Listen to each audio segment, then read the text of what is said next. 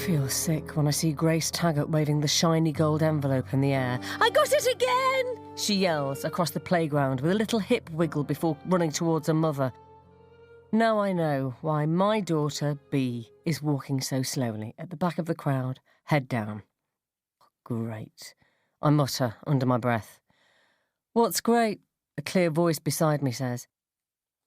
I turn and see a woman I haven't noticed before. Her hair looks flammable, thick, straw-like, dark blonde.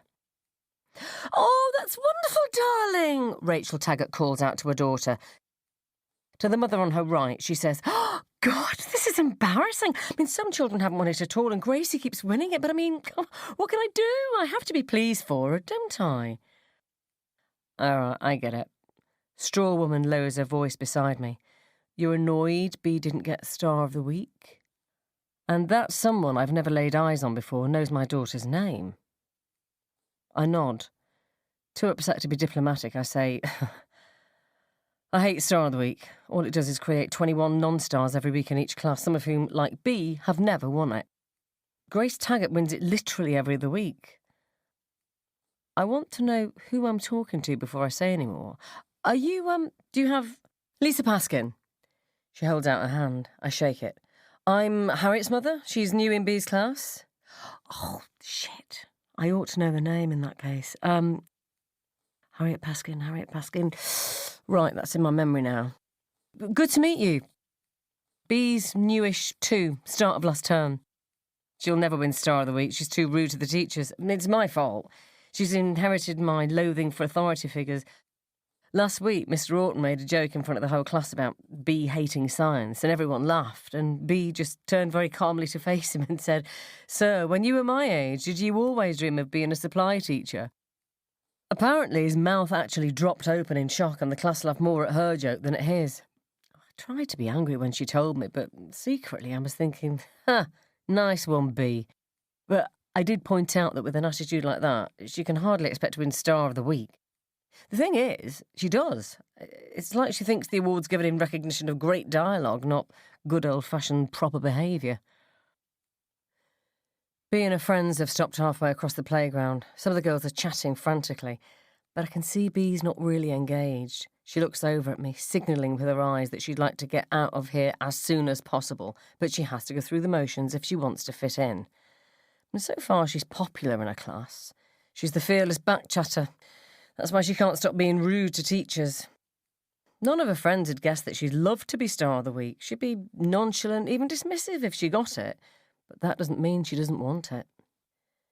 If it's any consolation, Harriet would give Bea her Star of the Week award every week, says Lisa Paskin. I would too. Thanks to Bea, they've learned about perspective in art this week and light and shade. That wouldn't have happened without her. Lisa stops and claps a hand over her mouth. Oops. Oh, I might have put my foot in it. I assumed... Don't worry, Bea told me about her, intervention. Lisa quotes my stroppy daughter. That's not art, it's millinery. Did Leonardo da Vinci start his art career by learning to make a felt hat? Brilliant! I can't help smiling proudly. She's great, Mel. Seriously. Who cares about a stupid certificate? Your Bea's a real star. Yeah, trouble is, she won't see it that way. She's in a bind. A natural rebel who nevertheless wants approval, but she won't lift a finger to get it. I sigh. I'm trying hard to like Lisa Paskin. I ought to like her in the light of her strong support for Bea, but I find it unnerving that she knows so much about me and my family. She knew my name was Mel. How? I haven't introduced myself to her. Anyway, I think you'll find Grace Taggart hasn't won Star of the Week, though she evidently believes she has, Lisa says with an enigmatic smile. What is she talking about? No, she's won it. Look, she's brandishing the gold envelope. Her adoring acolytes have gathered round to shower her with congratulations. Ugh. Yes, I am being bitchy about an 11-year-old. I can't help it. Have you seen her Instagram account? Her username's Baby Beautiful. I mean, ugh. Every single photograph she posts is of her, pouting like a Botox goldfish. Lisa laughs. What do you expect? You know her mother buys her new clothes every day practically, dresses her up like a doll. Shh, keep your voice down. She'll hear you. She wouldn't bother listening to the likes of you and me. She has no interest apart from Grace, her baby beautiful. You know that's where Grace's Instagram username came from, right? I shake my head. How does Lisa know so much? Perhaps she doesn't do her best to stand 14 miles away from the other mothers at pickup time like I do. I'm sure some of them are lovely and fascinating, just not the ones I've met. Rachel Airhead Taggart doesn't even have her own email address? Lisa sneers. All her jolly round-robin emails to us lesser mothers entitled Long Overdue Mum's Night Out come from her husband's email. I know. Graham Taggart, all uppercase. That's how I think of her. In my mind, she's not Rachel. She's Graham Taggart in caps lock. If there's one thing worse than this school, it's the mothers at the gates. I mean, not you, Mel. You're the exception, which is the only reason I'm talking to you. This woman is nasty. I can't help thinking. Worryingly, though, she said nothing that I haven't thought many times myself. Maybe I'm equally nasty. But the others, oh, they're appalling. That one over there with the auburn bob in those hideous half-leggings, half-jeans things. Her name's Julie Laycock. I know that, Lisa. Bea's been at the school longer than Harriet. Which among the dishevelled uniforms in the playground is Harriet Paskin? I've memorised her name, but I have no idea what she looks like, this fan of bees. I wonder if she's nicer than her mother. Julie invited me round to hers for coffee when we first met and then spent 2 hours complaining about her husband, Lisa tells me. But I can't imagine why he stays with her unless he's equally awful. He is, I can't help saying. I used to think Jenny Buckley was okay, dark ponytail, bright green coat. But then there was the baby name thing. You know she's preggers. I nod. I asked her what she was planning to call the baby, and she said Fred. Right, they know it's a boy. I laughed, assuming she was joking, and said, yeah, right, so what are you going to call it, really? Why shouldn't she call it Fred? Because her daughter in Harriet and Bee's class is called Rose. Bee and Harriet's class, actually. Bee was there first. Oh, get over yourself, Mel. You're being pathetic. Fred and Rose, the West's world-famous serial killers. Lisa shakes her head. I mean, I felt obliged to tell her, thinking she'd obviously want to think twice before naming her children after a pair of rapist murderers. But she said, completely straight-faced, my grandparents' names were Fred and Rose. That's who I'm calling my kids after, not the West. And she said she didn't think anyone would remember the West in a few years' time anyway. How deluded can you get? I think Anna Gimlet might be okay, I say. You know, the one with the wide face and long blonde hair? Yeah, I know her. I thought the same at first, that she was all right, until she started talking to me about ghosts. Ghosts? Yup. She started in the usual way. She's not the sort of person who believes in any of that nonsense, but... And then some ridiculous story about waking up in the middle of the night and feeling a presence, blah, blah... It's always in the middle of the night, isn't it? And the person telling you the story is always a perfectly rational atheist who had no truck with the supernatural until... Hey! Lisa grabs my arm as if she's just remembered something exciting. Are you going to the Mum's Night Out tomorrow? I think so, I say. Not that I want to, but I missed the last one. Graham Taggart has made it clear in that deadly light-hearted way of hers that all the mums expect me to be there this time. 2 consecutive absences... Well, let's just say there'd be consequences. Why, are you going? I ask Lisa. Not a chance. I've got better things to do. But I don't suppose you could do me a favour, could you?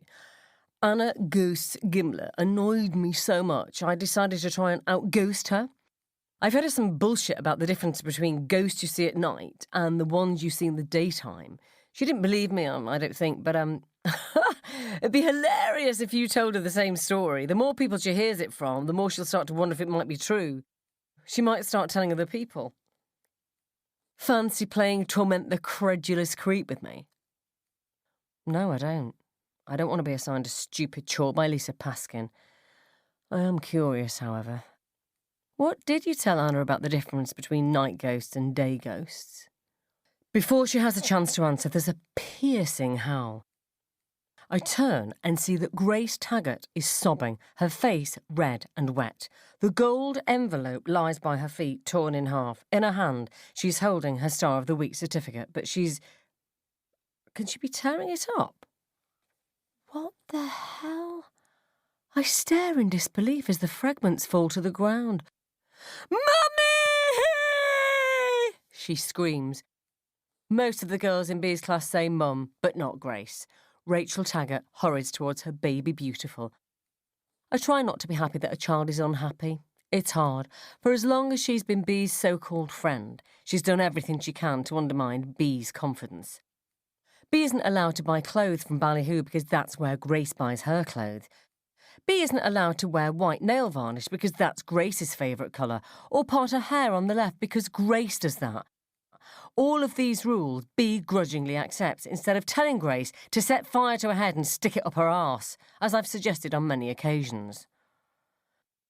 Oh my God! Oh my God! Rachel Taggart is holding up the pieces of the torn certificate.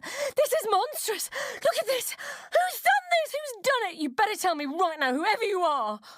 Mothers are hurrying towards her to see what's the matter. We better go over, I suppose, I say to Lisa. Why? So that we'll look like we care. Grace Taggart's a vile little bitch. Basic curiosity, I suggest. I want to find out what's going on. This is absurd. I don't need Lisa Paskin's permission to show an interest. I can tell you what's going on. Grace opened her gold envelope thinking she knew what she'd find inside it, and instead she found something superficially similar but substantively different. A Bitch of the Week certificate. Lisa smiles. Of course, the big mystery is, how and when was the switch done? And by whom? You put a certificate saying Bitch of the Week, Grace Taggart, in that envelope? Not personally. Lisa winks at me. I might have arranged for it to be done. How did you arrange it? Aren't you worried about getting booted out the school if they find out? You mean, aren't I worried about Harriet getting booted out? I'm not a pupil here myself. No, I'm not worried about that or anything. I never worry. Besides, anyone who gets booted out of this school is lucky. I'm finding it hard to concentrate on Lisa, with Rachel and Grace Taggart both weeping a few metres away, and other mums and girls crowding round to comfort them.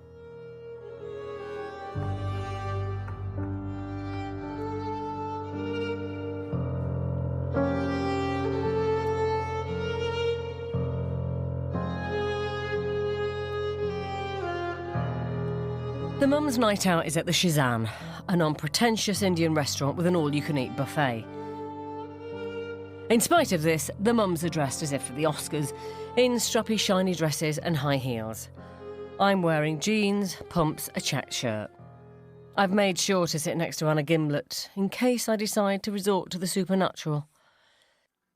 It turns out that I might want to do Lisa Paskin a favour after all. After her Bitch of the Week coup, I can't help but be favourably disposed towards her. Impressed, too. How the hell did she pull off the bitch switch? I'd love to know. Julie Laycock's talking about death.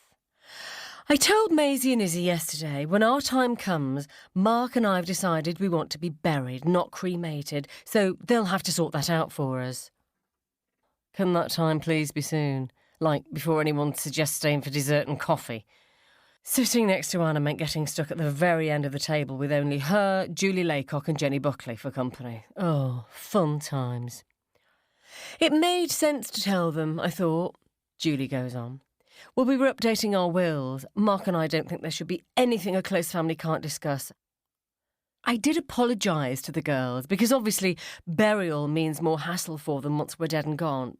But I do find it comforting, the idea of having a resting place. Mark does too now. I talked him round. Why more hassle? I ask. Pardon? Julie blinks at me. It's the first thing I've said to her all evening, or she to me. I've hardly spoken since I arrived, apart from the obligatory how are yous. Well, I can't see why having your parents buried is any more laborious than having them cremated, I say. I mean, either way, you need to organise the event, whatever it is, and have a funeral and all that stuff. Julie sighs heavily. Oh, don't be thick, Mel. With cremation, the ashes are scattered and that's it. Job done. With burial, there's a grave to be visited and tended week after week, year after year. There's a site that needs to be maintained. Did I hear a note of pride in Julie's voice? Is she actively looking forward to being a high-maintenance cadaver? Don't the church gardening staff do that? Jenny Buckley asks. Oh, no, it's the family that look after the grave, Julie tells her. Absolutely. Think of the weeds growing all over it. It can start to look messy very quickly. Plus, a kind of competitive thing kicks in. Other families make their loved ones' graves look spectacular, and no one wants to seem a slacker in front of those people, do they? I keep wondering, Drianna Roberts leans over and cuts in, is it okay that we're here, going ahead with our night out as planned while poor old Rachel's miserable at home? She was the one who did all the organising. It doesn't seem right. Oh, she should have come, says Julie Laycock. I told her, come along and show whoever did it that you're not intimidated. She must know none of us would do a thing like that. It makes no sense anyway. A person who gives a child a Bitch of the Week certificate is self-evidently a bitch themselves, as proven by their own actions. Why don't they suspect Lisa? I wait for one of them to mention it, but no one does. Come to think of it, why don't they suspect me? I'd totally have done it if I'd A, thought of it, and B, seen a detection-proof way to do it. Ah, poor Grace. Anna Gimlet sighs. Maybe Mrs. Harkness did it, I suggest. Don't be ridiculous, says Julie. What form teacher would do that? Whoever did it has got a screw loose. Grace is lovely. Yes, she does seem to feel the need to overshadow the other girls, and she puts herself forward way too much, but she's learned that from Rachel. You can't blame the child. Not that I'm blaming Rachel, I just meant, Returning to the subject of your death, Julie, I say, I'd go for cremation if I were you and Mark. Burial's a hostage to fortune. What if your kids don't bother to tend your grave or even visit? You know where you are with cremation. Once you're scattered, you're scattered. I suppose they might not bother doing that either, but personally, I think they're more likely to. A scattering's a one-off. Most people would make the effort. Julie's eyes widen as her lips narrow. You're suggesting that my daughters might not bother to look after their own mother's grave? Who knows? I grin at her. People are busy. Do you have spare time for grave tending? I don't. Maybe Maisie and Izzy won't. Or maybe they'll find it too upsetting to go. Or they might secretly resent you and use the non-maintenance of your grave as a way of showing it once you're safely out of the way. If they're too scared to stand up for themselves now. I know for a fact that Izzy Laycock, at least, is terrified of her mother. She's not allowed to watch Pretty Little Liars at home, and when Bea suggested they watch it at our house, and there was no way Julia'd find out, Izzy nearly started crying. I'd have to tell her myself, she said. We have a rule in our family. We tell each other everything. Julie Laycock is, I believe, a practitioner of covert reign of terror parenting, the sort that kids don't realise they've had until they're in the mid-30s at least. Julie's chosen burial over cremation because it pisses her off to think that after her death she won't be able to emotionally blackmail her daughters anymore. How can I still make them do stuff for me from beyond the grave will undoubtedly have been part of her thought process. No doubt she'll stipulate that a gravestone must be hewn from a rare granite that needs polishing every Tuesday at exactly 3:15 in the morning. If you want to end up with your epitaph obscured by weeds, covert reign of terror parenting is the way to go. Ugh, I wish Lisa Paskin were here. She'd agree with me, I'm sure. I'd totally haunt my girls if they didn't take proper care of my grave. Julie smiles around the table at everyone but me, trying to lighten the mood. I'd appear at the foot of their beds every night and give them a thorough ticking off. It's the perfect opportunity. How can I resist? I can't. So you'd be a typical nighttime ghost, I say, glancing at Anna Gimblett to check she's still listening. Wronged by the living and returning in spirit form to right the wrong. You all know the difference between night ghosts and day ghosts, don't you? I don't, says Jenny Buckley. No one knows. That's hardly surprising, since Lisa Paskin made it up and it's a load of rubbish. What's peculiar, though, is that Anna Gimbler is also shaking her head. She isn't saying, as I expected her to, "Oh, I've heard this before from Lisa, Harriet's mum." I'm committed now. I have to explain. Well, it's simple. The ghosts you see at night, they're the ghosts of good people who didn't deserve to die. They're back to get wrongs put right, wrongs that were done to them while they were alive. Daytime ghosts, the ones who stroll up to you in broad daylight and just start chatting like regular people, they weren't wronged. They were the bad guys. They're brazen, back to cause more trouble, and they'll use you to do it if they possibly can. That's why they're not scary when you see them. They have to present themselves as ordinary, non-threatening, even likeable human beings, or else they won't be able to influence you. And that's what daylight ghosts are after. Influence. They don't want to scare you or upset you. They want to be your friend. You don't honestly believe that, dear? Jenny Buckley asks. Anna Gimlet snorts. It's the silliest thing I've ever heard, she says. But you believe in ghosts, don't you, Anna? I give her a sharp look. Surely she remembers hearing all this from Lisa. Why doesn't she mention it? Well, I believe in something beyond material reality, yes, but I certainly don't...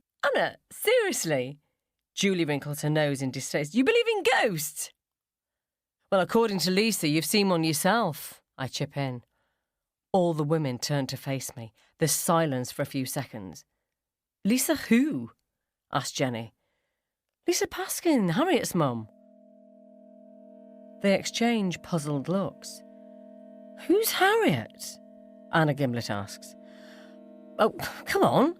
Harriet's new in the same class as... I stop. They're all staring. Mel, the newest girl in the class is your B, says Anna. You must know that. No one's joined since last term. The images flash through my mind like cards shuffled too fast to see properly. The story so far: a gold envelope, a day off work, a hand in a drawer in an empty classroom at lunchtime, a little bitch that deserves everything she gets. What's going to happen in the end, Mel? Together we can make it happen. I mustn't mention Lisa again. No one else knows about her. I don't want to alert them to the danger. Grace Taggart can't be the only one who gets what she deserves. Of course she can't. What sort of justice is that? At home later that night, I turn on my computer and search the internet for the names Lisa and Harriet Paskin. I find many newspaper articles. In the accompanying photographs, I recognise my new friend from the school gates. 6 years ago, Lisa and her daughter Harriet killed a teacher at 11-year-old Harriet's school. They never revealed why they did it, though they did immediately confess to the crime, and there was never any doubt that they were guilty. Mother and daughter planned and committed the murder together. The teacher's husband shot them both dead on the steps of the Crown Court and is now in prison. This all happened in Cornwall, nowhere near our school. Why did they do it? There appears to be no answer, at least not on the internet. Feeling calmer than I have for a long time, almost completely removed from my actions, I search for ghosts who appear during the daytime and variations on that theme. I find nothing, but I keep looking. I hand in a gold envelope. My phone buzzes on the table next to me. I pick it up. A new email has arrived from Jenny Buckley. The words, "Nice photo from tonight," in the subject box. I click to open the photo and see us all sitting around the table. All the other mums in their ridiculous finery. And me in my casual shirt with not entirely clean hair and no makeup. Wait. What's Rachel Taggart doing there? In the picture, she wasn't there. She didn't come. Her face is white, her eyes half closed. She's dead. I look at the other faces and see that they're all dead. In fact, all propped up at the table like stiff dolls. Poison in the curry, a private room. Maybe someone's house, not a restaurant. Julie, dead. Jenny, dead. Anna, dead. Rachel, dead. All the others, too. Not me. I'm not in this picture. As soon as I've seen the whole story, it's gone.